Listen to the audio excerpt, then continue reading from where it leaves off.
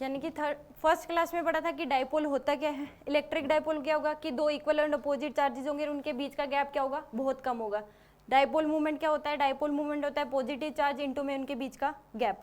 Second class में हमने पढ़ा कि जो डाइपोल की वजह से एक्सियल लाइन पे इलेक्ट्रिक फील्ड की वैल्यू और पोटेंशियल की वैल्यू, और इक्वेटर लाइन पे इलेक्ट्रिक फील्ड की वैल्यू और पोटेंशियल की वैल्यू। और थर्ड क्लास में हमने पढ़ा था कि जनरल पॉइंट पे, डाइपोल के जनरल पॉइंट पे इलेक्ट्रिक फील्ड और पोटेंशियल की वैल्यू। अब हम पढ़ रहे हैं कि अगर हमें गिवन है एक्सटर्नल इलेक्ट्रिक फील्ड में अगर डाइपोल रख दिया तो रोटेशनल और ट्रांसलेशनल इक्विलिब्रियम के बारे में पढ़ेंगे। टॉपिक का नाम होगा रोटेशनल एंड ट्रांसलेशनल इक्विलिब्रियम।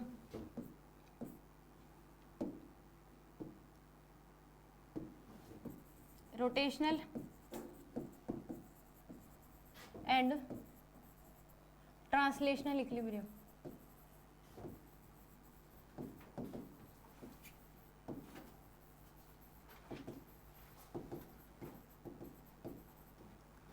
अगर मान लो कि एक्सटर्नल इलेक्ट्रिक फील्ड दे रखी है हमें, uniform external electric field given है ई की इस डायरेक्शन में, अगर इसमें डाइपोल रख दिया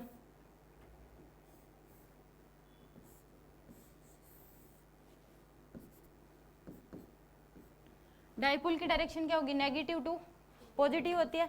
तो जिस डायरेक्शन में इलेक्ट्रिक फील्ड है हमें डाइपोल भी क्या रखा हुआ है, उसी डायरेक्शन में रखा हुआ है, यानी कि इलेक्ट्रिक फील्ड और डाइपोल के बीच एंगल क्या है, 0 डिग्री। तो थीटा क्या है यहाँ पे 0 डिग्री है, और थीटा क्या है, इलेक्ट्रिक फील्ड और डाइपोल के बीच का एंगल है, angle between electric field and dipole. एक केस आपको दे रखा है, ये है केस नंबर फर्स्ट, जिसमें थीटा जो दे रखा है डाइपोल और इलेक्ट्रिक फील्ड के बीच का क्या दे रखा है, 0 डिग्री। और एक केस में एक्सटर्नल इलेक्ट्रिक फील्ड दे रखी है आपको, ई की एक्सटर्नल इलेक्ट्रिक फील्ड है, और जो डाइपोल रखा हुआ है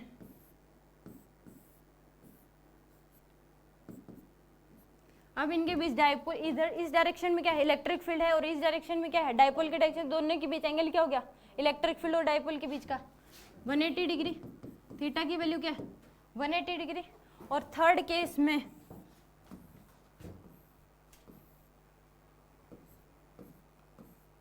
एक्सटर्नल इलेक्ट्रिक फील्ड है ई की, और जो डाइपोल रखा है वो किसी जनरल एंगल पे रखा है, डाइपोल क्या रखा है किसी जनरल एंगल पे, यानी कि थीटा क्या है यहाँ पे, थीटा के इक्वल, थीटा क्या दे रखा है, थीटा के इक्वल। ये केस नंबर 3, ये केस नंबर 2। अब इन तीनों केस में ये बताना है कि ट्रांसलेशनल इक्विलिब्रियम है या नहीं। क्वेश्चन ये है मेरा कि तीनों ही केस में ये बताना है कि ट्रांसलेशनल इक्विलिब्रियम है या नहीं है।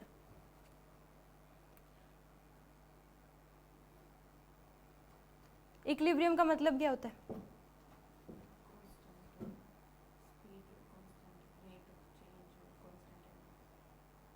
केमिस्ट्री वाला नहीं, फिजिक्स वाला। केमिस्ट्री में तो रिजल्टेंट प्रोडक्ट इक्वल होंगे तो इसको इक्विलिब्रियम बोलते हैं, बट यहाँ पे फिजिक्स में क्या होता है कि नेट फोर्स क्या होना चाहिए, 0 होना चाहिए।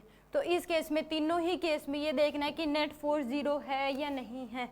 अगर मान लो इन तीनों में ही क्या है, ट्रांसलेशनल इक्विलिब्रियम एग्जिस्ट करता है। क्यों करता है, इस पॉजिटिव चार्ज पे जो फोर्स लगेगा, इस पॉजिटिव चार्ज पे फोर्स किस डायरेक्शन में लगेगा, इस डायरेक्शन में लगेगा, किसके इक्वल, QE के इक्वल। और इस नेगेटिव चार्ज पे जो फोर्स लगेगा वो किस डायरेक्शन में लगेगा, अपोजिट डायरेक्शन में इलेक्ट्रिक फील्ड के। हमें पता है कि अगर इलेक्ट्रिक फील्ड में अगर पॉजिटिव चार्ज रखा है तो उसके ऊपर फोर्स उसी डायरेक्शन में लगता है जिस डायरेक्शन में इलेक्ट्रिक फील्ड होती है, और नेगेटिव चार्ज है तो अपोजिट डायरेक्शन में लगता है। और कितना लगता है, चार्ज इनटू में इलेक्ट्रिक फील्ड। तो इसके ऊपर मान लो ये चार्ज क्या है Q और ये क्या है -Q, तो इस पे फोर्स लगेगा QE का इस डायरेक्शन में और इस पे फोर्स लगेगा इस डायरेक्शन में। तो नेट फोर्स क्या हुआ इसमें 0। तो ये क्या है, ट्रांसलेशनल इक्विलिब्रियम में है। तो यानी कि ये भी क्या है, ट्रांसलेशनल इक्विलिब्रियम में है। इक्विलिब्रियम को शॉर्ट फॉर्म में ऐसे लिखते हैं। अगर सेकंड केस की बात करें, इसके ऊपर फोर्स किधर लगेगा, इधर, इस पे इधर लगेगा फोर्स, और इसके ऊपर फोर्स इस डायरेक्शन में। तो दोनों जो हैं इक्वल एंड अपोजिट हैं या नहीं है, दोनों इक्वल एंड अपोजिट हैं। तो नेट फोर्स क्या है इसमें भी 0 है। तो इसमें भी ये भी क्या है, ट्रांसलेशनल इक्विलिब्रियम में है। और इसमें भी इसके ऊपर जो फोर्स लगेगा थर्ड केस में वो क्या लगेगा, इस डायरेक्शन में, और इसके ऊपर फोर्स क्या लगेगा, इस डायरेक्शन में। तो दोनों इसमें भी क्या है, इक्वल एंड अपोजिट है, तो नेट फोर्स इसमें भी क्या है, 0। तो ये भी क्या है, ट्रांसलेशनल इक्विलिब्रियम में है। इतना समझ आ गया? यानी कि तीनों ही केस में ट्रांसलेशनल इक्विलिब्रियम है, और इक्विलिब्रियम का मतलब क्या होगा कि नेट फोर्स क्या होना चाहिए, 0। अब बात आती है, क्योंकि ट्रांसलेशनल इक्विलिब्रियम भी 3 टाइप्स हैं, न्यूट्रल, स्टेबल और अनस्टेबल। तो ये बताना है कि इन तीनों में कौन सी टाइप है ट्रांसलेशनल इक्विलिब्रियम की, न्यूट्रल है, स्टेबल है या फिर अनस्टेबल है। इसमें क्या है, स्टेबल, और इसमें स्टेबल, और इसमें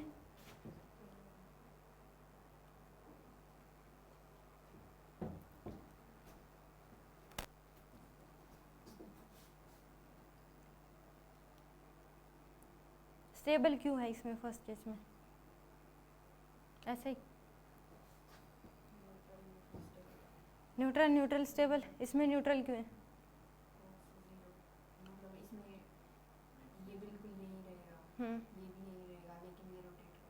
तो इसलिए वो स्टेबल है, और ये यहीं रहेंगे तो अनस्टेबल। देखो, इक्विलिब्रियम चेक करने का मतलब होता है कि हम उसको डिस्टर्ब करके देखते हैं। अगर डिस्टर्ब करके, मान लो यहाँ पे रखा हुआ है, यहाँ पे नेट फोर्स 0, इस पे डाइपोल पे अगर उठा के मैंने यहाँ रख दिया तो यहाँ पे भी क्या हो जाएगा, नेट फोर्स 0 हो जाएगा। ये तो है नहीं कि वापस इसी पोजीशन पे आएगा, जहाँ पे उठा के रखोगे इसको, अगर मैं उठा के यहाँ रखूँ तो यहाँ पे भी क्या हो जाएगा, नेट फोर्स 0 हो जाएगा। तो जहाँ पे आपने डिस्टर्ब करके रखा, अगर वो वहीं का वहीं रहे तो यानी कि वो क्या है, न्यूट्रल इक्विलिब्रियम में है। डिस्टर्ब करने पे जहाँ पे आपने रखा वहीं का वहीं वापस उसी सेम पोजीशन पे ना आए तो उसको बोलते हैं न्यूट्रल इक्विलिब्रियम।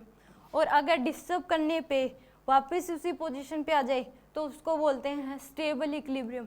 और डिस्टर्ब करने पे जो है अगर दूर ही चला जाए तो उसको क्या बोलते हैं, अनस्टेबल इक्विलिब्रियम। हाँ, उसमें जो ग्राफ बनता है, अगर मान लो इसमें मैं उठा के रखूंगी इधर तो यहाँ पे भी क्या हो जाएगा, नेट फोर्स क्या हो जाएगा इसमें 0। तो ये क्या है, एक न्यूट्रल इक्विलिब्रियम है। ये किस में है, ट्रांसलेशनल इक्विलिब्रियम है, और उसका टाइप कौन सा इसमें, न्यूट्रल। तो ये क्या है, न्यूट्रल। ठीक है, इसमें जहाँ पे भी उठा के रखोगे वहीं का वहीं क्या हो जाएगा, नेट फोर्स 0 हो जाएगा। ये नहीं है कि वहाँ पे ये दोबारा इसी पोजीशन पे आएगा। सेकंड केस में भी कुछ पूछना, सेकंड केस में भी क्या होगा कि आप जहाँ पे उठा के रखोगे वहाँ पे क्या हो जाएगा, नेट फोर्स 0 हो जाएगा। तो ये भी क्या है, न्यूट्रल इक्विलिब्रियम में है। तो इसका टाइप भी कौन सा है, न्यूट्रल। ठीक है, और थर्ड केस में भी न्यूट्रल इक्विलिब्रियम में है। ये घूमेगा, ये मैं मान रही हूँ कि अपने आप घूम रहा है, बट इसका सेंट्रो, मान लो मैंने उठा के यहाँ रख दिया तो सेंट्रो मास तो वहीं का वहीं रहेगा, सेंट्रो मास तो वापस नहीं आ रहा। तो ये भी क्या है, न्यूट्रल इक्विलिब्रियम में है। तो तीनों ही क्या है, ट्रांसलेशनल इक्विलिब्रियम तीनों में है, और तीनों ही क्या है, न्यूट्रल इक्विलिब्रियम है। ठीक है, अब बात करते हैं रोटेशनल इक्विलिब्रियम की। पहले तो बताओ, इतना समझ आ गया कि तीनों में ट्रांसलेशनल इक्विलिब्रियम है और उसका टाइप कौन सा है। ठीक है, अब ये बताओ, तीनों में रोटेशनल इक्विलिब्रियम है या नहीं। उसमें नहीं है, इन दोनों में है।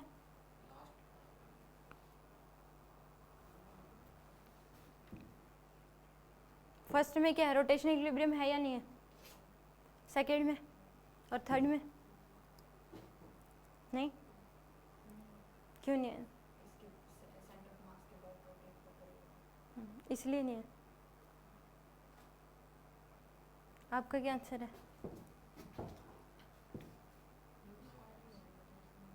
सारे। देखो, इसमें रोटेशनल इक्विलिब्रियम एग्जिस्ट करता है, इसमें भी करता है और इसमें नहीं करता थर्ड केस में।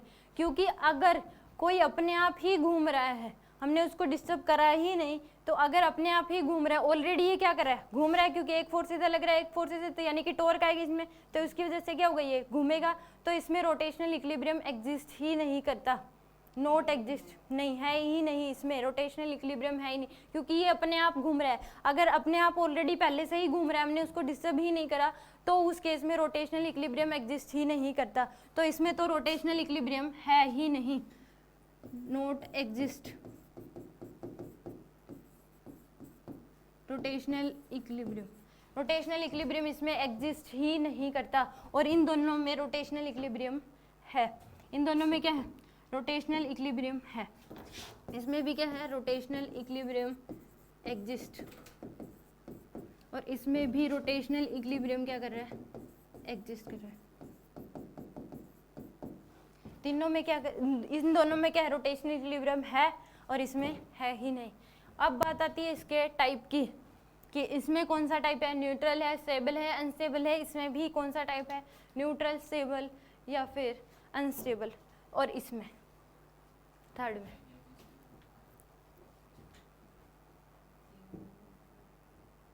तीनों में न्यूट्रल। पहली बात तो थर्ड केस में जब रोटेशनल इक्विलिब्रियम है ही नहीं तो हम उसके टाइप की बात ही नहीं करेंगे। वो तो एक प्रकार की बेवकूफ़ी कि जब रोटेशनल इक्विलिब्रियम ही नहीं है तो हम उसके टाइप कैसे बताएं। जब कोई चीज़ एग्जिस्ट ही नहीं करती तो उसके टाइप की तो बात ही नहीं करेंगे। तो इसमें तो कोई टाइप की बात ही नहीं करेंगे क्योंकि इसमें रोटेशनल इक्विलिब्रियम है ही नहीं। अब बात करते हैं इन दोनों की। इसके ऊपर फोर्स क्या लग रहा है?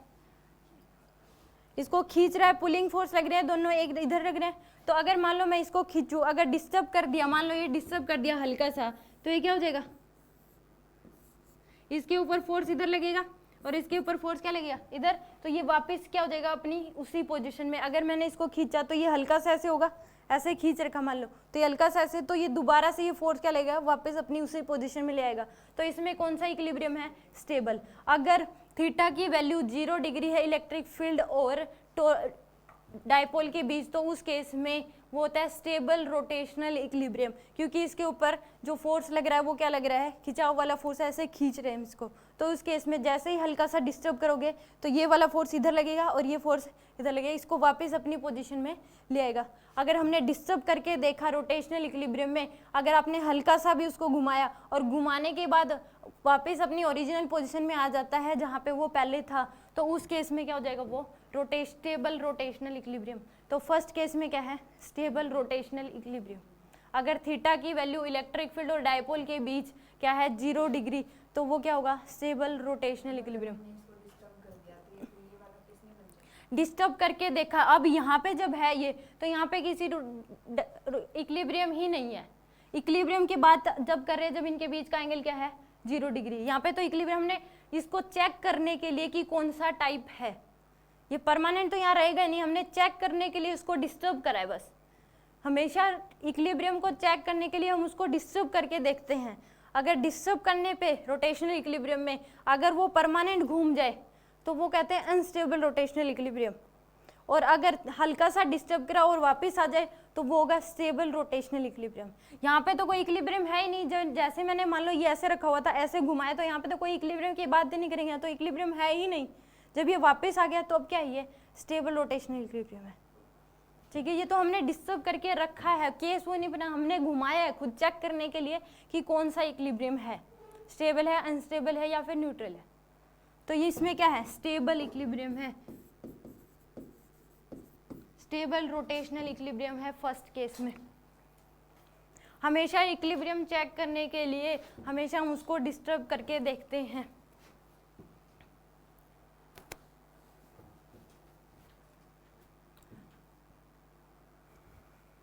अब बात करें सेकंड केस में।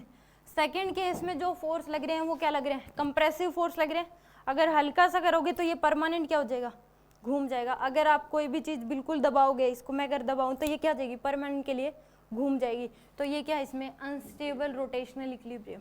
अगर कंप्रेसिव फोर्स लगते हैं तो वो क्या हो जाएगा? परमानेंट घूम जाएगा। तो यानी कि वो क्या है? उसी पोजीशन पे दोबारा नहीं होया, दूर चला गया उस पोजीशन से, तो वो क्या हो जाएगा? Unstable rotational equilibrium. तो इसमें कौन सा टाइप है? अनस्टेबल। इसमें कौन सा है? Unstable rotational equilibrium. यानी कि अब तक हमने बात की कि रोटेशनल और ट्रांसलेशनल इक्विलिब्रियम डायपोल के केस में, अगर डायपोल को एक्सटर्नल इलेक्ट्रिक फील्ड में रख दिया तो उस केस में ट्रांसलेशनल इक्विलिब्रियम और रोटेशनल इक्विलिब्रियम।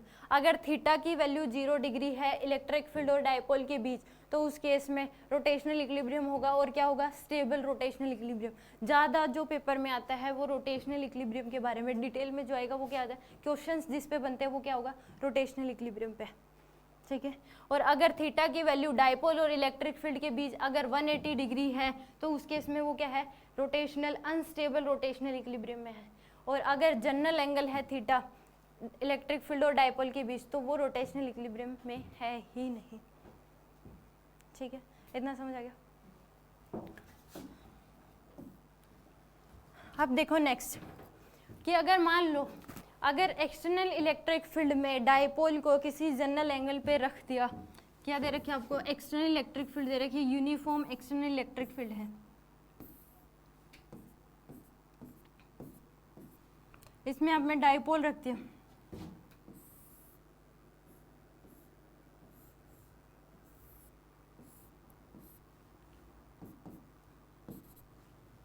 जनरल एंगल क्या है, इलेक्ट्रिक फील्ड और डायपोल के बीच एंगल जो है वो कितने हैं, थीटा।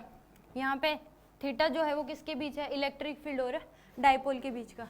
तो इस केस में अपने आप इसके ऊपर क्या लगेगा, टॉर्क लगेगा, इसके ऊपर फोर्स क्या लगेगा, इस डायरेक्शन में, मान लो ये प्लस क्यू तो इस डायरेक्शन में इधर फोर्स लगेगा क्यू का, और इसके ऊपर क्या लगेगा, इधर फोर्स लगेगा क्यू का।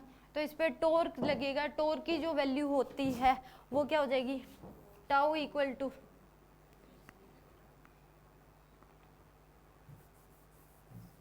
टॉर्क की जो वैल्यू आएगी टाउ इक्वल टू होगा P क्रॉस E। ये होती है टॉर्क की वैल्यू इतनी लगती है, या फिर हम कह सकते हैं कि टाउ इक्वल टू क्या हो जाएगा, PE साइन थीटा, इतना टॉर्क लगता है इसके ऊपर। इसका प्रूफ मैं अभी करूँगी, ये समझा रही हूँ कि इतना कैसे लगता है, क्यों लगता है। अगर पहले तो ये क्या था कि स्टेबल इक्विलिब्रियम रखा हुआ था, अब आपने इसको क्या कर दिया, जनरल एंगल है डायपोल और इलेक्ट्रिक फील्ड के बीच का एंगल क्या है, थीटा। तो इस केस में अब अगर ये स्टेबल पहले ये रखा हुआ था ऐसे, तब तो इसके ऊपर टॉर्क लग ही नहीं रहा था। अब आपने इसको क्या कर दिया, जैसे जैसे धीरे धीरे आप घुमाते जाओगे, अब मैं अगर इसको ऐसे घुमा रही हूँ तो एक क्या लगेगा, ये जो टॉर्क लग रहा है ये इलेक्ट्रिक फोर्स की वजह से टॉर्क लगेगा। किसकी वजह से, टॉर्क हमेशा फोर्स की वजह से लगता है अपने आप। जब सेंटर से हटके फोर्स लगता है तो उस केस में टॉर्क जो है उस फोर्स के साथ फ्री में आता है, कभी भी अपने आप विदाउट फोर्स टॉर्क नहीं लगता। ये जो टॉर्क लग रहा है ये किसकी वजह से है, इलेक्ट्रिक फोर्स की वजह से टॉर्क लग रहा है, ठीक है। अगर डायपोल ऐसे रखा हुआ था, मान लो कि ये क्या है, डायपोल है, जनरल एंगल ये पहले ऐसे था, स्टेबल इक्विलिब्रियम, ये क्या था अभी, स्टेबल इक्विलिब्रियम में जब थीटा की वैल्यू क्या दोनों के बीच 0। अब मैंने इसको ऐसे थीटा एंगल क्या कर दिया, घुमा दिया। मैं अगर घुमा रही हूँ तो मैं एजेंट हूँ, मैं जितना इसको घुमाते ही जाऊंगी इलेक्ट्रिक फोर्स की वजह से टॉर्क लगेगा और ये वापस अपनी नेचुरल पोजीशन यानी कि स्टेबल फॉर्म में आना चाहेगा। मैंने इसको इतना, मान लो इसको मैंने 10 डिग्री घुमाया, तो जैसे ही मैंने छोड़ा तो ये वापस क्या जाएगा, अपनी उसी पोजीशन में यानी कि स्टेबल इक्विलिब्रियम में आ जाएगा। जैसे मैंने मान लो अब मेरे को 10 डिग्री घुमाने में कम ताकत लगानी पड़ेगी, फिर मैं और 10 डिग्री घुमाऊंगी तो मेरे को ज़्यादा ताकत लगानी पड़ेगी, फिर और घुमाए तो और ज़्यादा ताकत लगानी पड़ेगी, और घुमाए तो और ज़्यादा ताकत, और 90 डिग्री तक घुमाने में सबसे ज़्यादा ताकत लगेगी। 0 से 90 डिग्री टॉर्क इंक्रीज होता जाता है और फिर डिक्रीज होता जाएगा 180 तक, और 180 पे क्या टॉर्क की वैल्यू क्या हो जाएगी, 0। जितना स्टेबल इक्विलिब्रियम में 10 डिग्री में कम ताकत लगानी पड़ेगी, मान लो फिर और 10 डिग्री घुमाए तो और ज़्यादा ताकत, फिर और 10 डिग्री, और होल्ड करने के लिए मुझे ताकत लगाए रखनी पड़ेगी। जैसे ही मैंने छोड़ा ये तुरंत अपनी स्टेबल फॉर्म में आ जाएगा, ठीक है। इस केस में इसके ऊपर टॉर्क की जो लगेगा, और ये टॉर्क किसकी वजह से, इलेक्ट्रिक फोर्स की वजह से, और कितना लगेगा, P क्रॉस E, या फिर बोल सकते हो PE साइन थीटा। अब इसको मान लो मैंने 40 या मान लो मैंने इसको 30 डिग्री घुमा के छोड़ दिया, ऐसे था ये पहले, मैंने इसको 30 डिग्री क्या करा, घुमाया और छोड़ दिया। ये नहीं है कि यहाँ पे आके ये रुक जाएगा, ऐसा नहीं होगा, ये नहीं होगा कि ये यहाँ पे आके रुक जाएगा, ये ऐसे परमानेंट घूमता रहेगा। पहले 30 डिग्री घुमाया, जैसे ही छोड़ा स्टेबल इक्विलिब्रियम में आएगा, फिर 30 डिग्री नीचे जाएगा, फिर वापस आएगा स्टेबल इक्विलिब्रियम में, फिर 30 डिग्री ऊपर जाएगा, फिर नीचे, फिर ऐसे, ये ऐसे ऐसे घूमता रहेगा और परमानेंट घूमता रहेगा जब तक हम इसको रोकेंगे नहीं। रोकने पे ये रुक जाएगा। ये नहीं है कि ये जैसे ही मैंने छोड़ा यहाँ पे आके स्टेबल इक्विलिब्रियम में आके रुकेगा, नहीं, ये परमानेंट ऐसे ऐसे घूमता रहेगा। ये वापस क्यों आया? टॉर्क की वजह से, और घूमता रहेगा क्यों? कि मान लो मैंने इसमें ताकत लगाई, ऐसे एजेंट ने क्या करा? वर्क करा, और वो वर्क जो है इसमें किसकी फॉर्म में स्टोर हो जाता है? पोटेंशियल एनर्जी की फॉर्म में स्टोर हो जाता है। तो मैंने इसको जितना, क्योंकि जितना मैं घुमाती जा रही हूँ मेरे को, क्योंकि इलेक्ट्रिक फोर्स की वजह से टॉर्क क्या हो रहा है? बढ़ता जा रहा है। तो मैं जैसे ही इसको घुमाते जा रही हूँ तो इसमें टॉर्क की मेरे को ज़्यादा वर्क करना पड़ रहा है, क्योंकि यहाँ पे टॉर्क क्या है? वेरिएबल है। जैसे मैं बढ़ाती जा रही हूँ इलेक्ट्रिक फोर्स भी बढ़ता जा रहा है, तो इलेक्ट्रिक टॉर्क भी बढ़ता जाएगा। तो जितना मैं घुमाते जाऊंगी उतना ही मेरे को ज़्यादा ताकत लगानी पड़ेगी। और मैंने इसको 30 डिग्री घुमाने में जो वर्क करा वो वर्क इसमें किसकी फॉर्म में स्टोर हो गया? पोटेंशियल एनर्जी की फॉर्म में। और वो पोटेंशियल एनर्जी की फॉर्म में ये वापस जैसे ही मैंने छोड़ दिया तो ये वापस क्या आएगा? अपनी स्टेबल इक्विलिब्रियम में। और फिर ये पोटेंशियल एनर्जी कन्वर्ट होगी किसमें? काइनेटिक एनर्जी में, रोटेशनल काइनेटिक एनर्जी में। और फिर वो काइनेटिक एनर्जी की वजह से क्या जाएगा? नीचे की तरफ। फिर वो काइनेटिक एनर्जी कन्वर्ट हो जाएगी किसमें? पोटेंशियल एनर्जी में। फिर दोबारा से पोटेंशियल एनर्जी काइनेटिक एनर्जी, फिर kinetic energy potential energy, potential energy kinetic energy में, और काइनेटिक पोटेंशियल में। परमानेंट ऐसे ऐसे घूमता रहेगा। और ये घूमता रहेगा तो ये स्टेबल इक्विलिब्रियम में रहेगा नहीं। हम इसको बोल देते हैं कि ये स्टेबल इक्विलिब्रियम में घूम रहा है, क्योंकि ये स्टेबल इक्विलिब्रियम की पोजीशन के आसपास घूम रहा है। अब ये ऐसे घूम रहा है तो स्टेबल इक्विलिब्रियम तो है ही नहीं, क्योंकि ये घूम रहा है, परमानेंट ऐसे घूमता रहेगा। ये अब कोई किसी भी इक्विलिब्रियम में नहीं है। जब ये यहाँ पे था तो क्या था? स्टेबल इक्विलिब्रियम में। अब ये ऐसे घूम रहा है तो ये इक्विलिब्रियम में है ही नहीं। तो कई बार बोल देते हैं कि ये क्या है? स्टेबल इक्विलिब्रियम में। क्यों बोल रहे हैं फिर हम इसको? क्योंकि ये स्टेबल पोजीशन के आसपास ही घूम रहा है। ये स्टेबल पोजीशन है, इधर जा रहा है, इधर आ रहा है, इधर आ रहा है, ऐसे। तो इसलिए इसको क्या करें कि ये स्टेबल इक्विलिब्रियम की पोजीशन के आसपास घूम रहा है, जैसे इक्विलिब्रियम में है नहीं। तो आप जितना ज़्यादा इसमें मैं जितना ज़्यादा एंगल घुमाओगे तो एजेंट को उतना ज़्यादा वर्क करना पड़ेगा। एजेंट को क्या करना पड़ेगा? उतना ज़्यादा वर्क। और वो वर्क किसकी फॉर्म में स्टोर हो जाएगा? पोटेंशियल एनर्जी की फॉर्म में। और ये जैसे ही छोड़ोगे तो वापस आएगा, और वापस आके आएगा किसकी वजह से? टॉर्क की वजह से। और घूमता रहेगा किसकी वजह से? एनर्जी की वजह से। ठीक है, इसका एक ही मैकेनिकल रीजन है कि मैकेनिकल वेव की ये वापस आया किसकी वजह से? टॉर्क की वजह से। और एक वेव किस तरीके से वापस आया? क्योंकि इसमें हमने वर्क करा, और वो वर्क किस में स्टोर हो गया? पोटेंशियल एनर्जी में। और फिर वो पोटेंशियल एनर्जी चेंज होगी किसमें? काइनेटिक एनर्जी में। काइनेटिक एनर्जी चेंज होगी फिर पोटेंशियल में, और ये परमानेंट घूमता रहेगा ऐसे। ये बताओ कि ये इतना समझ आया कि नहीं आया? कुछ पूछना है इसमें? यानी कि अगर थीटा की डाइपोल को किसी जनरल एंगल पे रख दिया एक्सटर्नल इलेक्ट्रिक फील्ड में तो उसके ऊपर टॉर्क लगेगा, और वो टॉर्क कितना लगेगा? P क्रॉस E, और वैल्यू होगी PE साइन थीटा। और ये टॉर्क किसकी वजह से? इलेक्ट्रिक फोर्स की वजह से लगने वाला टॉर्क है। और आप इसको जितना टॉर्क की वैल्यू और थीटा की वैल्यू अगर 0 डिग्री हुई तो टॉर्क क्या हो जाएगा? 0 मिनिमम लगेगा टॉर्क। और अगर थीटा की वैल्यू 90 डिग्री हुई तो टॉर्क क्या लगेगा? PE के इक्वल लगेगा, और क्या होगा? ये मैक्सिमम टॉर्क होगा। थीटा की वैल्यू अगर 0 डिग्री तो टॉर्क क्या लगेगा? 0, और थीटा की वैल्यू 90 तो टॉर्क लगेगा मैक्सिमम, और किसके इक्वल? PE के इक्वल। यानी कि 0 to 90 डिग्री टॉर्क क्या होता जाएगा? इंक्रीज, और 90 to 180 क्या होगा? डिक्रीज। और 180 पे टॉर्क क्या हो जाएगा? 0 दोबारा से। 0 पे जब थीटा की वैल्यू 0 तब भी टॉर्क क्या है? 0। थीटा की वैल्यू 180 है तो भी टॉर्क क्या है? 0। और 0 से 90 टॉर्क क्या होगा? इंक्रीज होगा, और 90 से 180 टॉर्क क्या होगा? डिक्रीज। इतना समझ आ गया? अब ये आया कहाँ से? टॉर्क की वैल्यू P क्रॉस E आई कहाँ से वो मैं बता रही हूँ आपको।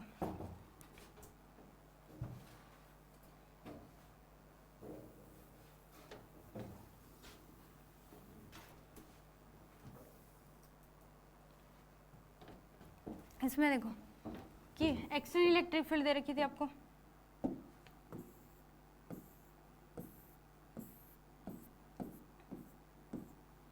ई की एक्सटर्नल, इसमें डाइपोल रखा हुआ था, नेगेटिव, ये पॉजिटिव चार्ज। तो इसके ऊपर, और इसकी लेंथ क्या है? ये सेंटर, ये L लेंथ है, ये भी क्या है? L। इनके बीच का गैप 2L होता है। सेंटर से पॉजिटिव चार्ज के बीच L, और सेंटर से नेगेटिव चार्ज के बीच का भी L। तो टोटल लेंथ कितनी होगी? 2L। तो इसके ऊपर जो फोर्स लगेगा इस डायरेक्शन में लगेगा QE का, और इस पे फोर्स क्या लगेगा, इस डायरेक्शन में लगेगा क्यू ई का। ये क्यू ई फोर्स की वजह से ये क्लॉकवाइज घूमेगी कि एंटी क्लॉकवाइज, किस डायरेक्शन में घूमेगी, ऐसे घूमेगी। और इसकी वजह से भी क्या होगी, ऐसे ही घूमेगी, दोनों क्या होंगी, सेम ही डायरेक्शन में घुमा रहे हैं, दोनों फोर्सेस की वजह से क्या घूम रही है, सेम डायरेक्शन में। तो दोनों की वजह से आने वाला टॉर्क क्या होगा, ऐड होगा। इसकी वजह से जो टॉर्क आएगा टाउ 1 और इसकी वजह से जो टॉर्क आएगा टाउ 2, वो कि दोनों क्या होंगे, ऐड होंगे, क्योंकि दोनों क्या कर रहे हैं, क्लॉकवाइज डायरेक्शन में घुमा रहे हैं ऐसे। तो ये वाली लेंथ, ये एंगल कितना था, थीटा, हाइपोटेन्यूज क्या दे रखी है, एल, ये एंगल कितना है 90 डिग्री। तो ये जो लेंथ है ये क्या हो जाएगी, एल कोस थीटा, और ये क्या होगी, एल साइन थीटा। टॉर्क जो होता है वो क्या होता है, r into F, r cross F होता है। टॉर्क की वैल्यू क्या होती है, आर क्रॉस एफ। तो यहाँ पे जो टाउ 1 लगेगा, टाउ 1 की वैल्यू क्या हो जाएगी, आर की वैल्यू क्या है, एल साइन थीटा, और फोर्स क्या है, क्यू ई के इक्वल। तो क्यू ई इंटू में क्या हो जाएगा, एल साइन थीटा, और ये इसी डायरेक्शन में घुमाएगा इसको। और टाउ 2 की जो वैल्यू होगी यहाँ पे भी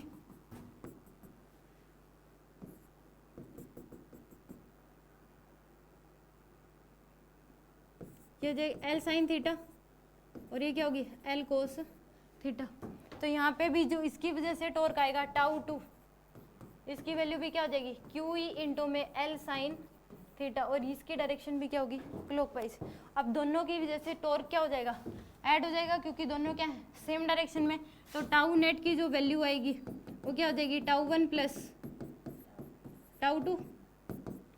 तो यानी कि 2 इंटू में 2 Q E L sine theta, ये लिख सकते हैं। और इस डायरेक्शन में कोई है, लिख सकते हैं, इसको एक को 2 से मल्टीप्लाई कर दे, दोनों को ऐड करेंगे तो 2 Q E L sine theta.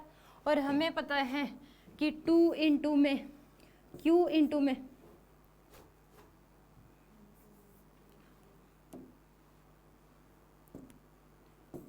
Q into में 2l की जो वैल्यू होती है वो किसके इक्वल होती है, p के इक्वल। और इंटू में क्या हो जाएगा, e साइन थीटा। तो यहाँ से इसको लिख सकते हैं p इंटू में क्या हो जाएगा, p e साइन थीटा। और ये क्या आ जाएगी आपके पास, टॉर्क की वैल्यू आ जाएगी p e साइन थीटा। या फिर इसी को लिख सकते हो tau equal to p cross e। यहाँ से आता है, ये डेरिवेशन है इसका कि जो टॉर्क लगता है, टॉर्क की जो वैल्यू है वो किसके इक्वल होती है, p क्रॉस e के इक्वल, उसका डेरिवेशन है ये। ये समझ आ गया।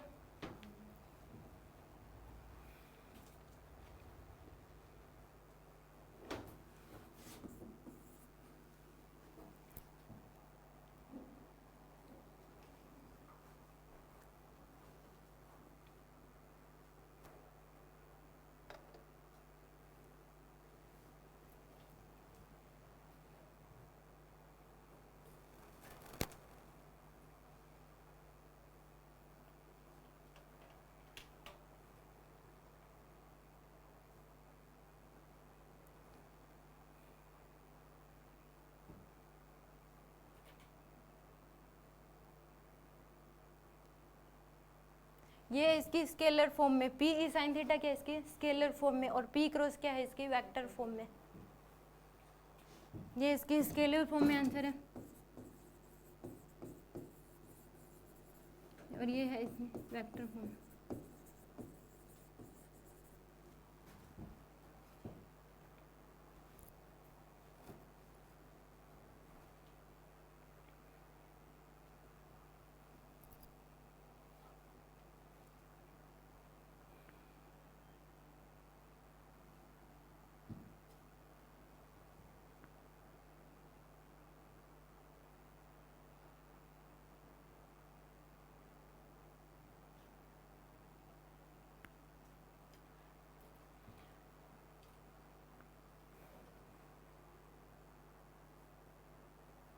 इसमें लाइन लिख लो, when a dipole is placed,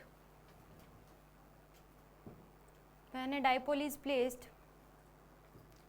at angle theta with electric force, with electric field, when a dipole is placed at angle theta with electric field, then torque acting on it is equal to when a dipole is placed at angle theta with electric field then torque acting on it is equal to tau equal to P cross E या फिर P E sine theta.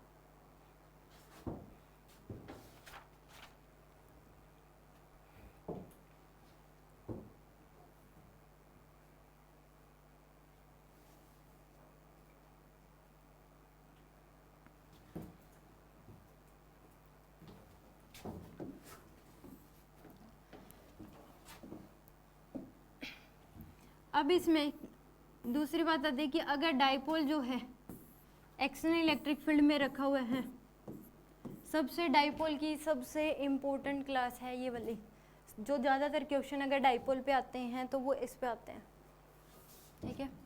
अगर external electric field E में अगर dipole को रख दिया, मान लो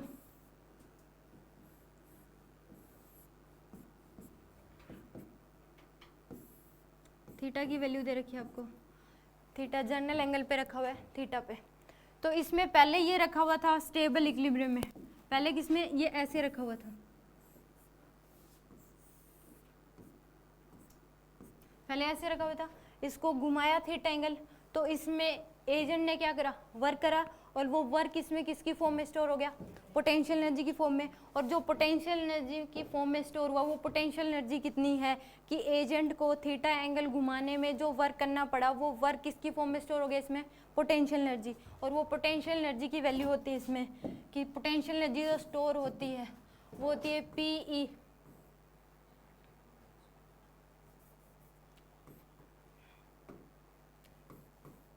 PE 1 minus cos theta, इतनी पोटेंशियल एनर्जी स्टोर होती है स्टेबल इक्विलिब्रियम को रेफरेंस लेके, इतनी पोटेंशियल एनर्जी स्टोर होती है taking stable equilibrium as reference. ये है taking stable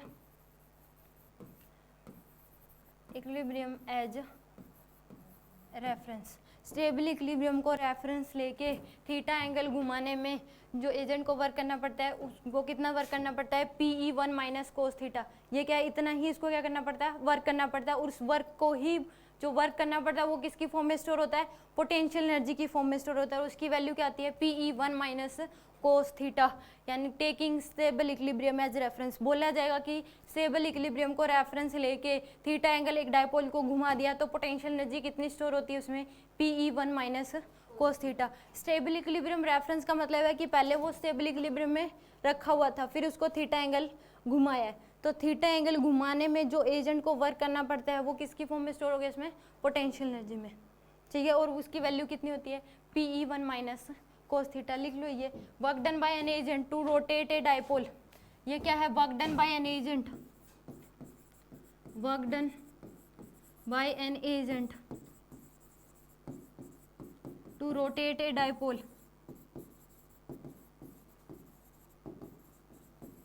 bye an angle theta with electric field.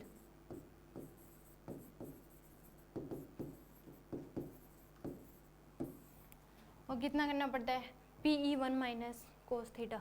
Work done by an agent to rotate a dipole by angle theta with electric field, ठीक है।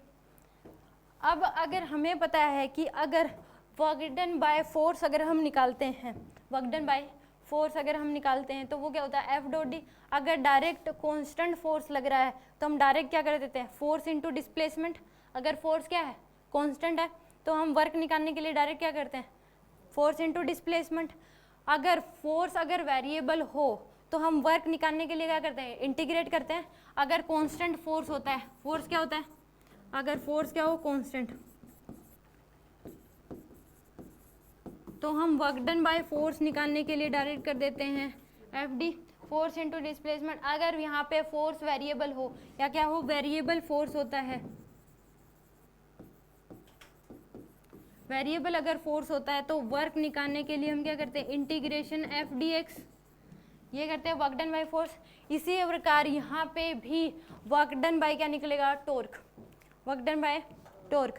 अगर torque क्या हो, constant हो, अब force को वर्क जो होता है वो क्या होता है, एफ डी के इक्वल तो force work done bye torque निकालना है, ये क्या था वर्क डन बाय फोर्स, तो फोर्स को रिप्लेस कर दो टॉर्क से और डी को रिप्लेस कर दो थीटा से, तो टाउ डॉट थीटा करते हैं, क्या कर देंगे डायरेक्ट टाउ डॉट थीटा। अगर कांस्टेंट टॉर्क लग रहा है तो क्या कर देंगे टाउ डॉट थीटा। अब यहाँ पे क्या है टॉर्क क्या है वेरिएबल है, क्योंकि आप जितना एंगल घुमाते जा रहे हो हम उतना ही ज़्यादा टॉर्क क्या होता है इंक्रीज होता जा रहा है, कांस्टेंट नहीं है। तो इस केस में यहाँ पे भी वर्क डन बाय टॉर्क निकालने के लिए क्या करना पड़ेगा इंटीग्रेशन टाउ डॉट यानी कि टाउ डी थीटा इंटीग्रेट, तो वहीं से क्या आएगी ये पोटेंशियल आ जाएगी PE1 माइनस कोस थीटा।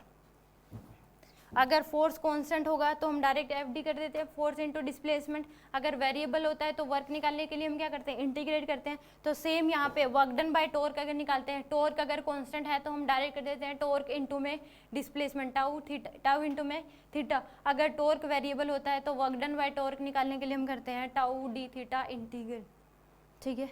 तो यहाँ पे इसका डेरिवेशन कर रही हूँ कि tau u equal to PE1 minus cos theta, कहाँ से आया डेरिवेशन ऑफ एनर्जी स्टोर।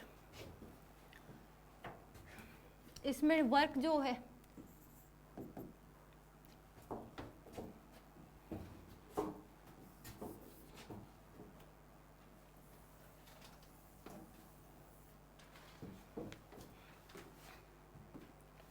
इसमें वर्क जो होगा वर्क की वैल्यू होगी किसके equal integration tau dot tau D theta, और लिमिट पुट करोगे इसमें 0 से थीटा, लिमिट क्या पुट करोगे 0 से थीटा, पहले क्या था 0 डिग्री यानी कि स्टेबल इक्विलिब्रियम में था, अब क्या है थीटा एंगल है दोनों के बीच, तो लिमिट पुट करोगे 0 से थीटा। यहाँ पे टॉर्क की वैल्यू अभी हमने निकाली थी क्या थी PE साइन थीटा, टॉर्क की वैल्यू क्या थी PE साइन थीटा, इतना टॉर्क लगता है अगर जनरल एंगल पे रखा हुआ है, तो जो वर्क की वैल्यू आएगी वो क्या हो जाएगी integration PE sine theta D theta, और लिमिट पुट करोगे 0 से थीटा।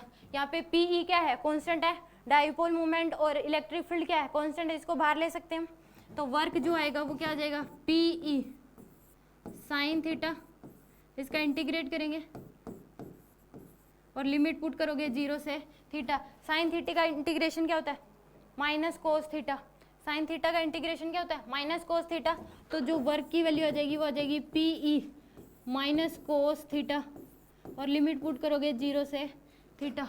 हमेशा लिमिट पुट करने में upper limit minus lower limit होती है, तो यह आ जाएगा minus sign value PE minus PE, यह आ जाएगा कोस माइनस कोस थीटा, एक माइनस साइन और माइनस कोस 0 डिग्री, यह आ जाएगा आपके पास PE माइनस कोस थीटा, और यह आ जाएगा माइनस कोस 0 डिग्री क्या होता है 1, कोस 0 डिग्री 1 होता है, और माइनस माइनस क्या हो जाएंगे प्लस, तो आ जाएगा +1।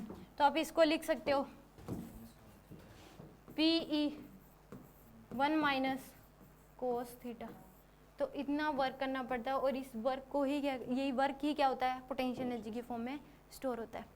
तो वर्क की वैल्यू क्या आ जाएगी यहाँ पे work equal to PE1 minus cos theta, और इसी को बोलते हैं u equal to PE1 minus cos theta. ये आएगा इसका आंसर।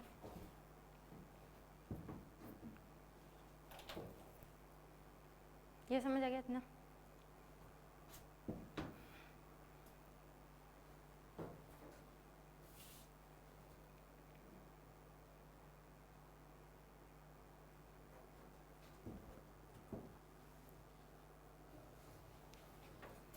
ये तो था इसमें स्टेबल इक्विलिब्रियम को रेफरेंस मान के इसमें पोटेंशियल एनर्जी स्टोर होती है।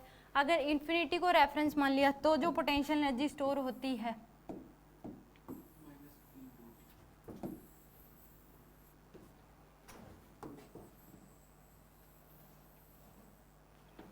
अगर हमने क्या मान लिया इन्फिनिटी को रेफरेंस माना, तो पोटेंशियल एनर्जी जो स्टोर होगी वो होती है, जो वर्क करना पड़ता है वो वर्क करना पड़ता है -P.E,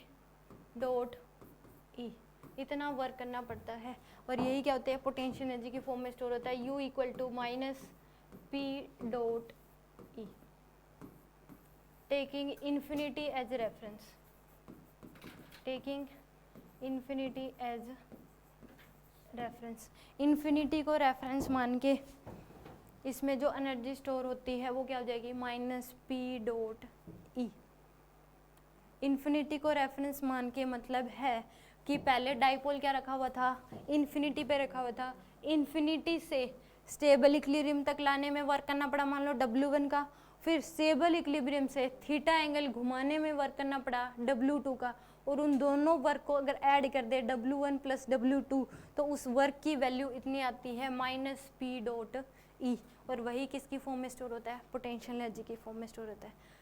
यानी कि स्टेबल इक्विलिब्रियम एज रेफरेंस का मतलब है कि पहले स्टेबल इक्विलिब्रियम में रखा हुआ था, हमने बस उसको थीटा एंगल घुमाया है, तो जो वर्क करना पड़ेगा वो, और इन्फिनिटी एज रेफरेंस का मतलब है इन्फिनिटी से स्टेबल इक्विलिब्रियम तक लेके आने में वर्क करना पड़ा, फिर उसको स्टेबल इक्विलिब्रियम से थीटा एंगल घुमाने में वर्क करना पड़ा, और उन दोनों वर्क को अगर हम ऐड कर दें तो वो क्या होगा उसका, टेकिंग इन्फिनिटी एज रेफरेंस, तो उसमें एनर्जी स्टोर होगी -P.E।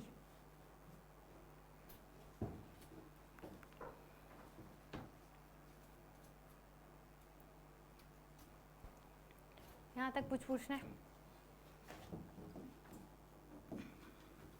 अब इसका डेरिवेशन लिख लो कि डेरिवेशन ऑफ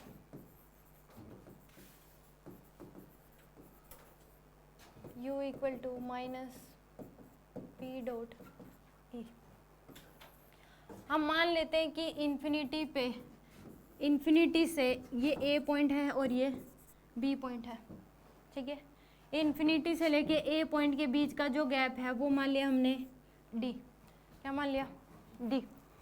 तो एजेंट को इन्फिनिटी से प्लस Q चार्ज इस A पॉइंट तक लेके आने में जो वर्क करना पड़ेगा वो कितना होगा, W1 work done by an agent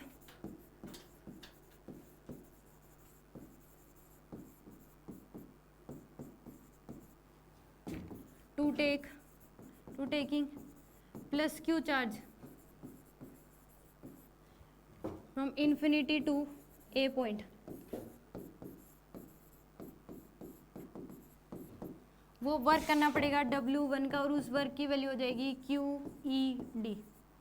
कितनी हो जाएगी, QED कांस्टेंट स्पीड से लेके आएगा तो इलेक्ट्रिक फोर्स कितना है QE के इक्वल, और वर्क क्या होता है F.D, यानी कि फोर्स वर्क कितना, फोर्स कितना है QE के इक्वल, डिस्प्लेसमेंट की डिस्टेंस कितनी है D, तो कितनी आ जाएगी QED।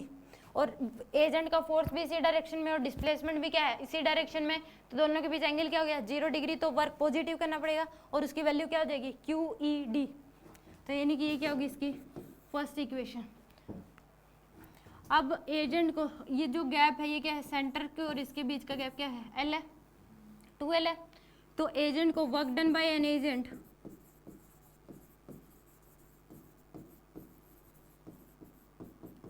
To taking -Q charge from infinity to B point.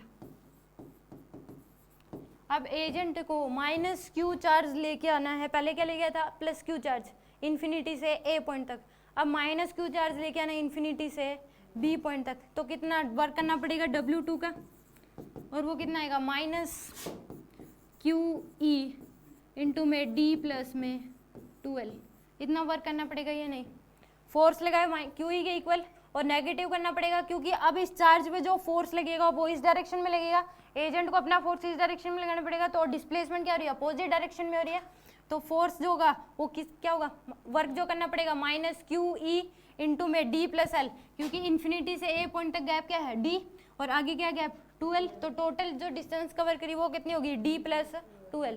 तो ये इक्वेशन क्या होगी इसकी 2, यानी कि W2 की जो वैल्यू होगी वो आ जाएगी -QED प्लस में QE टू में 2L, ये आ जाएगी आपके पास इक्वेशन नंबर 2। ये समझ आया कि नहीं है अब यहाँ तक, पूछना है कुछ, श्योर। अब इन दोनों वर्क को क्या कर दो, ऐड कर दो, जो नेट वर्क होगा वो क्या हो जाएगा W1 प्लस में W2। नेट वर्क कितना करना पड़ेगा, तो W1 की वैल्यू क्या है QED प्लस W2 की वैल्यू है -QED प्लस QE2L, ये क्या हो जाएगा कैंसिल, तो जो नेट वर्क आएगा वो किसके इक्वल आ गया QE इंटू में 2L, और Q इंटू 2L को क्या बोल सकते हैं PE, तो नेट वर्क जो करना पड़ेगा वो किसके इक्वल आ जाएगा, पीई के इक्वल। और इसको जो नेट वर्क होगा इसको लिख सकते हो आप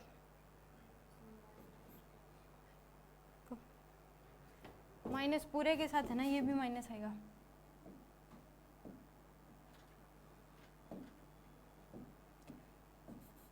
ये भी क्या होगा माइनस, तो यहाँ पे भी माइनस।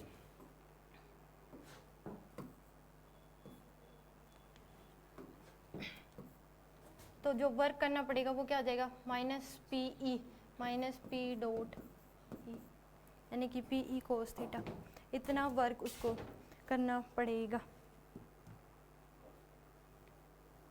देखो W2 की जो वैल्यू होगी, ये तो W1 हुआ ना टोटल, ये तो तब हुआ है कि जब, रुको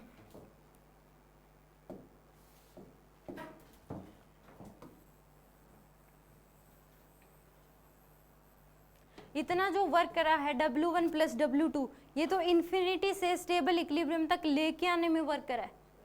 ये तो इन्फिनिटी से डाइपोल को स्टेबल इक्विलिब्रियम तक लेके आने में वर्क करना पड़ा है। अब इसको घुमाएंगे तो भी वर्क करना पड़ेगा, क्योंकि हमने इन्फिनिटी एज रेफरेंस का मतलब है कि इन्फिनिटी से स्टेबल इक्विलिब्रियम तक लेके आएगा और फिर स्टेबल इक्विलिब्रियम से थीटा एंगल घुमाएगा, तो नेट वर्क जो आएगा वो किसके इक्वल होगा, माइनस पी डॉट ई के इक्वल। तो यहाँ पे इन दोनों को जो ऐड करोगे तो ये वर्क आएगा इन्फिनिटी से स्टेबल इक्विलिब्रियम तक लेके आने में जो वर्क करना पड़ेगा। ये दोनों को ऐड करोगे, ये कौन सा वर्क है कि डाइपोल को इन्फिनिटी से स्टेबल इक्विलिब्रियम तक लेके आने में वर्क करना पड़ा है। तो यानी कि इस केस में ये जो वर्क हमने निकाला है W net W1 plus W2, ये वर्क है डाइपोल को लेके आने में, taking dipole from infinity to stable equilibrium. और ये कितना है, QE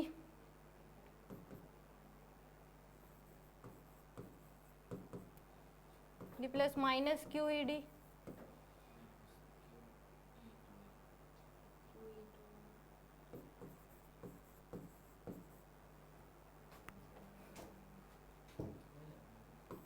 तो ये कितना आ जाएगा, माइनस का QE इंटू में 2L, ये इक्वेशन मान लो थर्ड। और जो इसको थीटा एंगल घुमाने में कितना करना पड़ेगा, PE1 माइनस कोस थीटा, कितना करना पड़ेगा, PE1 माइनस कोस थीटा अभी निकाला था कि अगर स्टेबल इक्विलिब्रियम से थीटा एंगल अगर घुमाना है तो वर्क कितना करना पड़ता है, PE1 माइनस कोस थीटा। तो यह इक्वेशन नंबर थर्ड। और इसको थीटा एंगल घुमाने में जो वर्क करना पड़ेगा वो किसके इक्वल होगा, PE1 माइनस कोस थीटा, ये इक्वेशन नंबर 4। अब थर्ड और फोर्थ को ऐड करोगे तो नेट वर्क आएगा आपके पास। और नेट वर्क क्या हो जाएगा, एडिंग इक्वेशन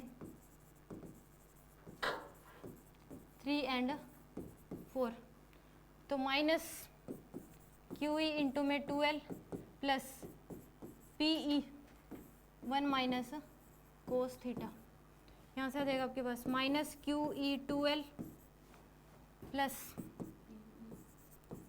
PE और माइनस PE कोस थीटा। इसको भी आप क्या लिख सकते हो, माइनस PE लिख सकते हो, यह आ गया माइनस PE प्लस PE और माइनस PE कोस थीटा, ये कैंसिल। तो जो नेट वर्क आएगा वो क्या आ जाएगा आपके पास, माइनस PE कोस थीटा, यानी कि माइनस P डॉट E। ये इसका नेट वर्क करना पड़ेगा, इसको समझ आया कि नहीं आया। यानी कि अब ये तो था कि इन्फिनिटी से स्टेबल इक्विलिब्रियम तक लेके आने में वर्क करना पड़ा, उसको जो वर्क करना पड़ा वो क्या है, माइनस QE इंटू 2L, यानी कि P minus PE into 2L, ठीक है। और इसको थीटा एंगल घुमाने में वर्क करना पड़ा PE1 minus cos theta.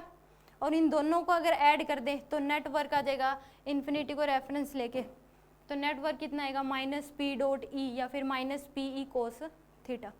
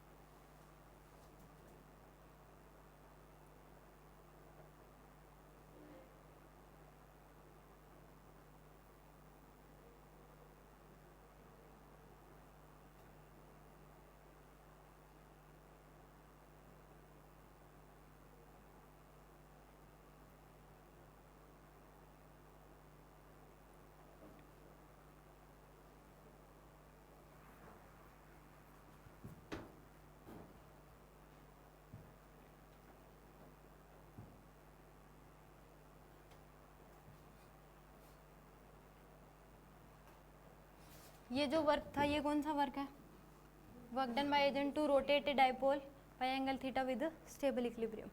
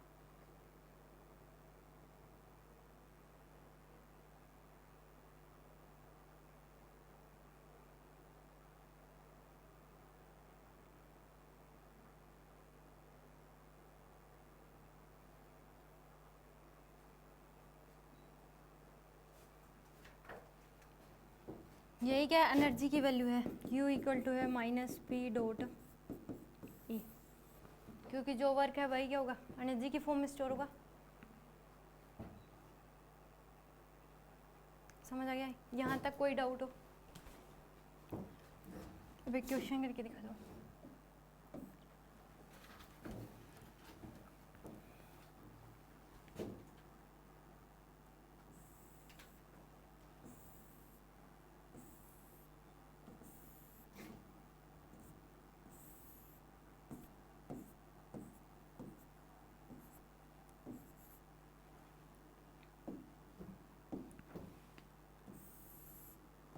Dipole की डायरेक्शन है ये माइनस है और ये प्लस, ठीक है।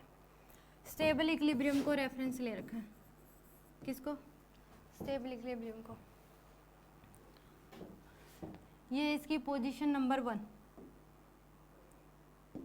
ये क्या इसकी पोजीशन नंबर 1।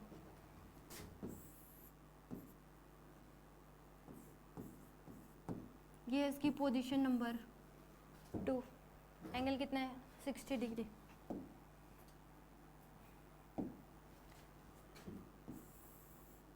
ये है पोजीशन नंबर 3, एंगल कितना है? 30 डिग्री।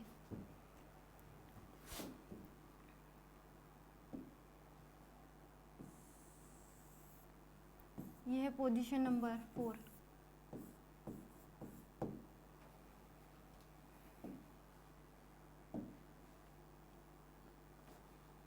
अगर ये अपोजिट में हो, ये एंगल है 60 डिग्री, ये इसकी पोजीशन नंबर 5।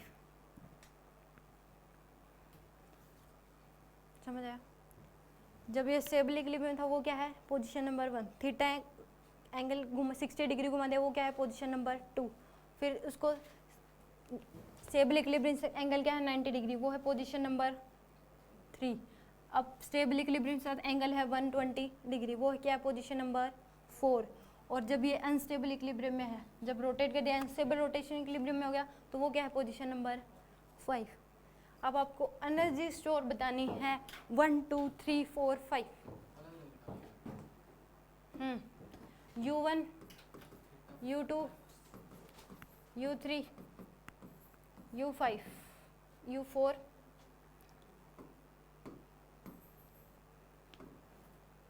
U4 और U5। रेफरेंस ले रखा है किसको? स्टेबल इक्विलिब्रियम को, taking position number 1 as a reference. Taking position 1 as reference. Position 1 को क्या ले रखा है? रेफरेंस। बता दो।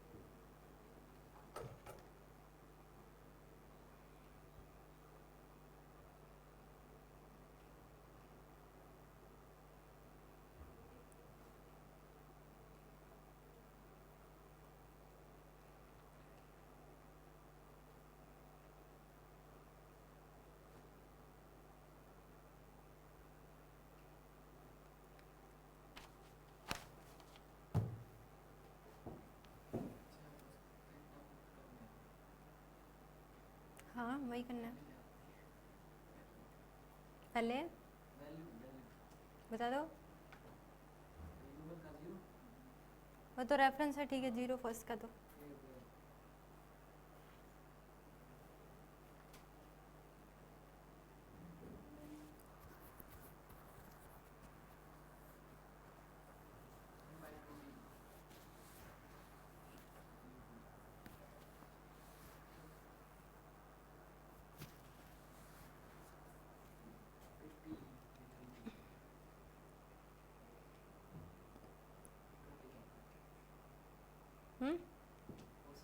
-1/2।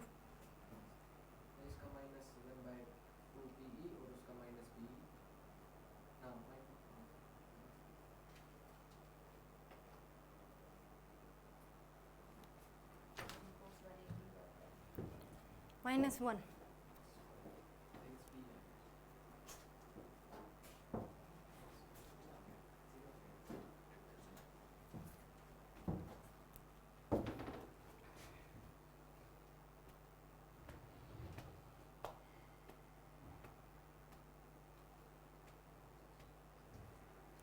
हो गया?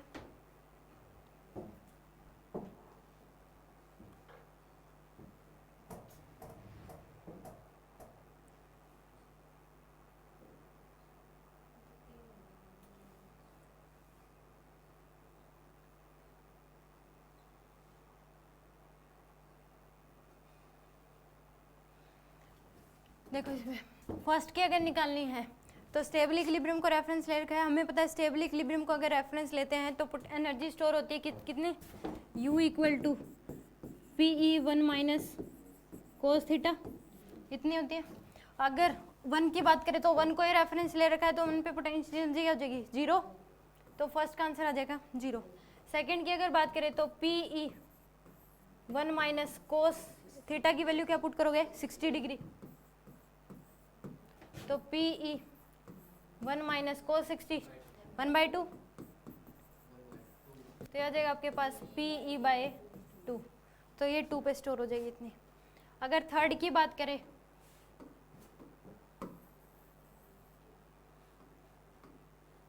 U3 की अगर बात करें तो हो जाएगा PE1 माइनस कोस 90, कोस 90 की वैल्यू 0, तो किसके इक्वल आ जाएगा, PE के इक्वल। अगर बात करें 4 की, PE1 माइनस कोस 120 डिग्री, तो PE1 माइनस कोस 120 -1/2, यह आ जाएगा 3/2 PE, ठीक है, क्योंकि ऐड करोगे माइनस माइनस क्या हो जाएंगे प्लस। और U5 की अगर बात करें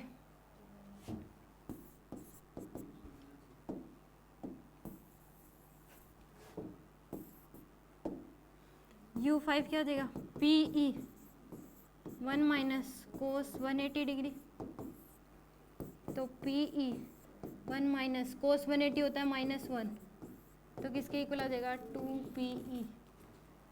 इसमें ये बात पता लगती है, अगर हमने स्टेबल इक्विलिब्रियम को रेफरेंस माना है तो स्टेबल इक्विलिब्रियम पे पोटेंशियल एनर्जी जो स्टोर होगी वो क्या होगी, मिनिमम, और स्टेबल से अनस्टेबल हो जाएगी तो पोटेंशियल एनर्जी क्या हो जाएगी, मैक्सिमम, और किसके इक्वल हो जाएगी, 2PE।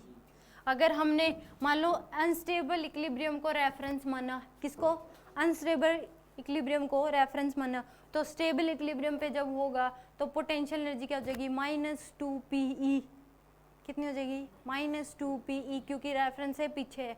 तो अगर स्टेबल को माना है तो अनस्टेबल पे कितनी एनर्जी स्टोर है, 2PE। अगर अनस्टेबल को रेफरेंस मानोगे तो स्टेबल की भी कितनी हो जाएगी, -2PE, ठीक है।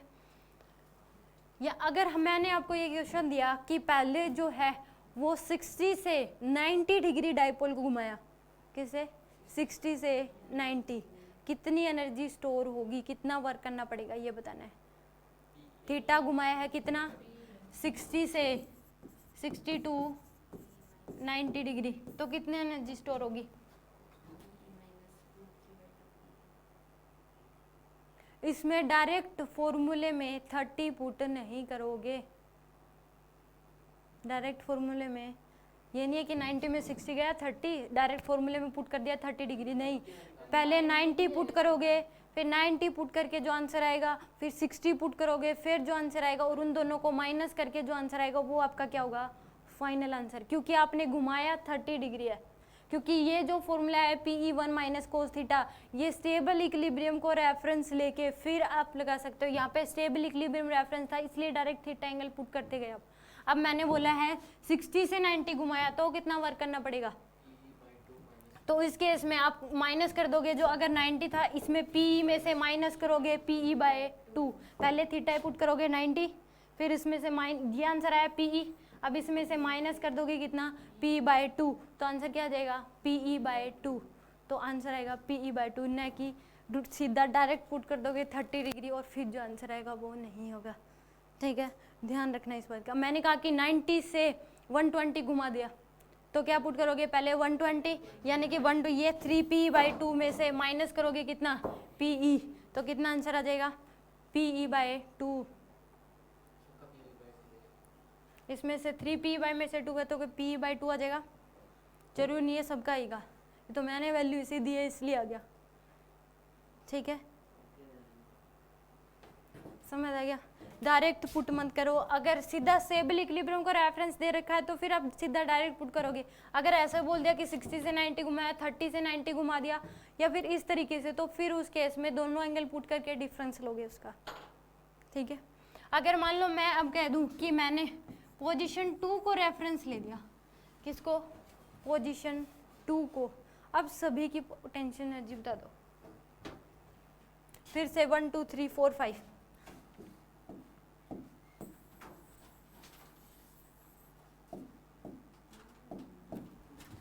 अब मैंने 2 को रेफरेंस दिया,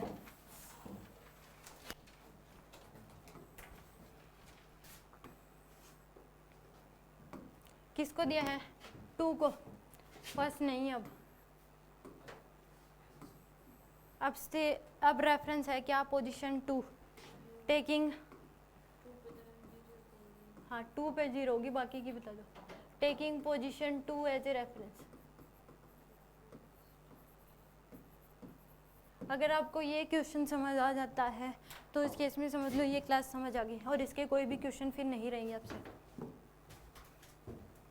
कहीं पे भी ये बोल दे कि जब ये 90, मान लो किस क्वेश्चन में बोल दिया जब ये 90 डिग्री पे था तब इसमें जो एनर्जी स्टोर थी वो 0 थी, इसका मतलब जब डाइपोल 90 डिग्री पे था उसको रेफरेंस मान रखा है, इसका मतलब ये होगा। क्वेश्चंस में कहीं पे भी दे दिया कि जब ये परपेंडिकुलर था इलेक्ट्रिक फील्ड के, जब पोटेंशियल एनर्जी इसमें 0 स्टोर थी, तो उसका मतलब रेफरेंस उस पोजीशन को ले रखा है। फिर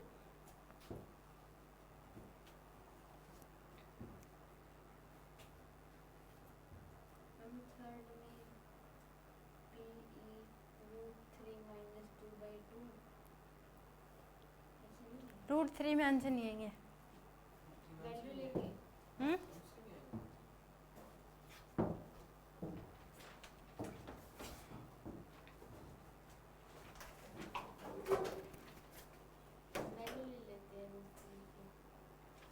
आएगा ही नहीं, √3 का कोई रोल ही नहीं है इसमें पूरे में, सीधे सिंपल आंसर आएंगे P/2 3P/2 सेम जैसे पहले आई थी क्वेश्चन।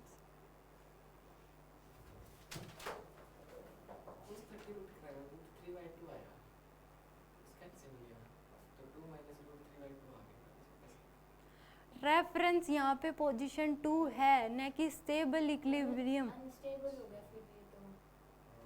रेफरेंस तो कुछ भी दे सकता है, इसको रेफरेंस मान के बताना है सब में।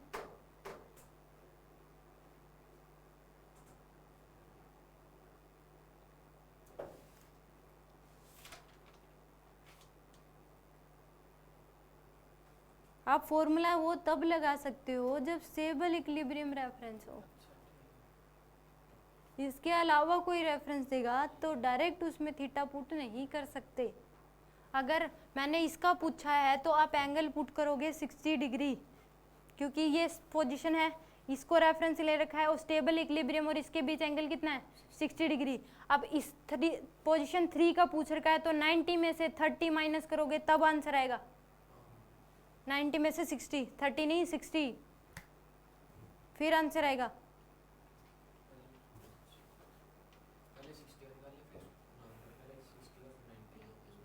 सबके निकाल रखे हैं ना पीछे, अभी पहले निकाले थे ना।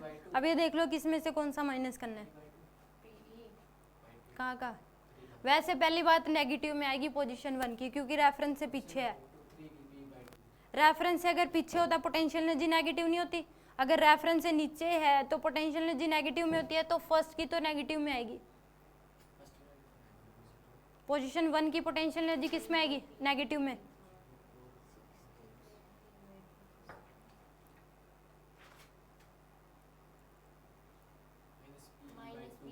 हाँ यस, फर्स्ट क्या आ जाएगी -PE/2 और फर्स्ट थर्ड क्या आ जाएगी PE/2। फोर्थ की कितनी आ जाएगी,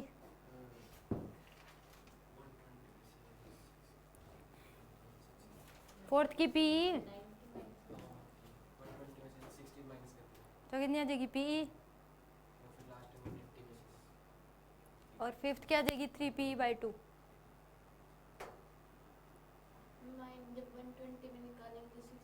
तो 120 रेफरेंस ये है, 120 में से 90 माइनस करोगे ना।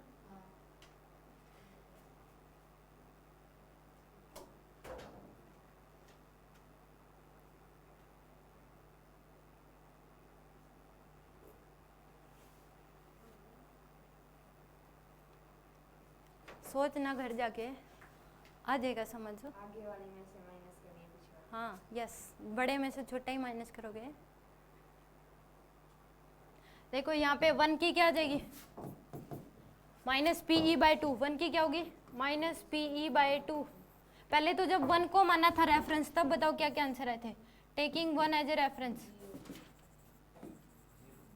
U1 कितना था 0, U2 की वैल्यू क्या थी PE/2, U3 की PE, U4 3/2 PE और 5 2 PE।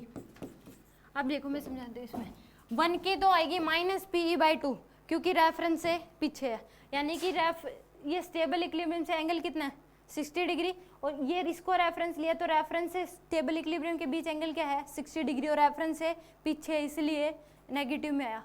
तो थीटा की वैल्यू अगर 60 डिग्री पुट करते हैं तो कितना आंसर आता है PE/2। मैम अगर हमने सेकंड पोजीशन पर रेफरेंस ले लिया तो उसकी खुद की पोटेंशियल तो 0 हो जाएगी। हाँ, जिसको भी रेफरेंस लोगे वहाँ की पोटेंशियल एनर्जी 0 होगी।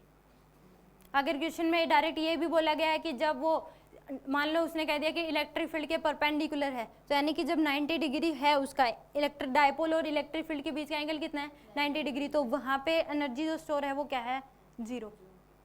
तो इसका मतलब रेफरेंस थर्ड पोजीशन को ले रखा होगा उसने। जब ये कहा है कि 60 डिग्री है, स्टेबल इक्विलिब्रियम से एंगल कितना है 60 डिग्री, वहाँ पे उसकी पोटेंशियल एनर्जी 0, तो यानी कि रेफरेंस क्या ले रखा है पोजीशन 2 को। इस तरीके से कुछ भी एंगल दे सकता है 60 30, ये नहीं है कि ऐसे ही देगा, कुछ भी दे सकता है। और इसके रिस्पेक्ट में अब निकालेंगे, फर्स्ट के निकालेंगे तो रेफरेंस से पीछे है ना एंगल, तो इसलिए नेगेटिव में आएगी। और वो कितनी आ जाएगी उसमें स्टेबल इक्विलिब्रियम और इसके बीच एंगल कितना है 60 डिग्री, तो उसमें पुट कर देंगे क्योंकि जो थीटा उसमें हम पुट करते हैं वो स्टेबल इक्विलिब्रियम और उसके बीच का एंगल पुट करते हैं हमेशा, तो 60 डिग्री है और पीछे है इसलिए नेगेटिव आया। अब इसमें अगर मान लो 2 की क्या हो जाएगी 0, क्योंकि इसी को रेफरेंस ले रखा है। अब 3 की निकालनी है तो रेफरेंस तो ये रेफरेंस से कितना एंगल घुमाया 30 डिग्री, बट डायरेक्ट फॉर्मूले में थीटा 30 डिग्री पुट नहीं कर सकते, तो पहले क्या पुट करेंगे इसमें 90, फिर पुट करेंगे 60 और दोनों का डिफरेंस लेंगे। तब हमने 90 पुट करा था तो वैल्यू क्या आई थी PE, और जब हमने 60 पुट करा था तो क्या आई थी PE/2, तो इसका आंसर क्या आ जाएगा PE - PE/2। हाँ 3 की क्या आ जाएगी PE/2। हाँ यस, थर्ड माइनस सेकेंड। नहीं मतलब जहाँ हम ले जा रहे हैं हाँ तो यहाँ की निकाल रहे हो, यहाँ की निकाल रहे हो अब थर्ड की, तो 90 - 60 करोगे उससे। हाँ उससे, यानी कि ये पूरा एंगल इसमें से अगर अब देखो ये 90 है पूरा, अगर 90 में से 60 माइनस कर दिया तो ही 30 बचेगा ना, आया समझ? 90 में से 30 माइनस करो, 60 माइनस करोगे तो ही 30 होगा, तभी तो इस इतने घुमाने में जो वर्क करना पड़ेगा वही आएगा। अब बात करते हैं 3 की आगे 4 की। 4 यानी कि रेफरेंस से कितना एंगल है 90, इससे स्टेबल इक्विलिब्रियम से कितना है 120। तो जब 120 पुट करा था तो कितना था 3/2 PE, और ये कितना एंगल 60। 120 माइनस क्या करोगे 60, रेफरेंस से इस तक घुमाया है, तो 120 घुमाए तो कितना था 3/2 PE। तो रेफरेंस भी तो ये है, स्टेबल इक्विलिब्रियम से तो एंगल 120 है, बट रेफरेंस से एंगल तो 90 है।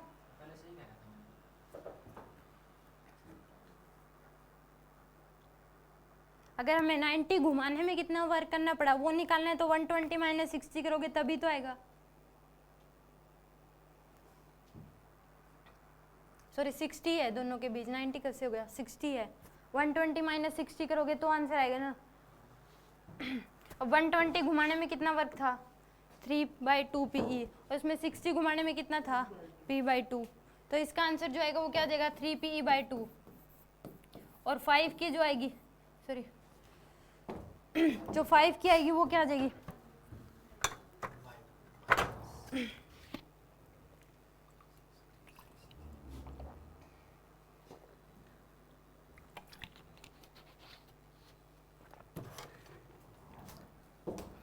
देखो 4 की क्या जाएगी आपके पास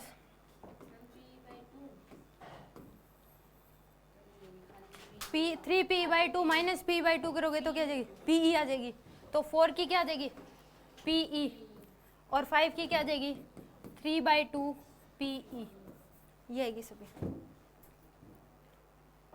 समझ आया नहीं आया? श्योर? कुछ पूछना है?